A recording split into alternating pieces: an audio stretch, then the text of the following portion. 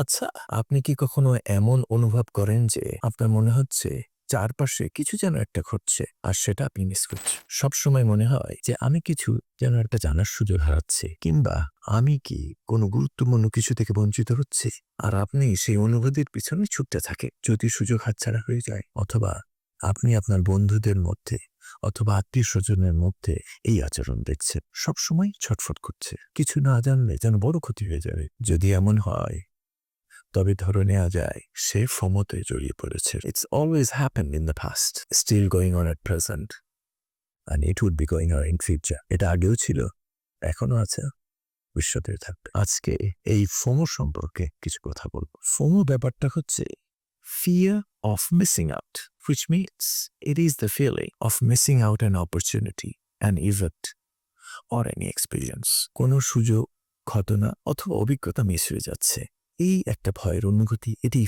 আমরা ভাবতে থাকি ওখানে থাকলে কতই না ভালো হতো। আমি কেন এটা জানি না, সবাই এত মজা করছে, আমি করতে পারছি না, কেন আমি সেখানে নেই? সত্যি বলতে এই ফোমো শুধু একটা অনুভূতি, বাস্তবে কিচ্ছু না। আপনি একসাথে সব জায়গায় থাকতে পারবেন না, সবকিছু করতে পারবেন না। I say please don't get FOMO. সবকিছুর পিছনে না ছুটে আপনার যে সময়, সেটাকে উপভোগ করে।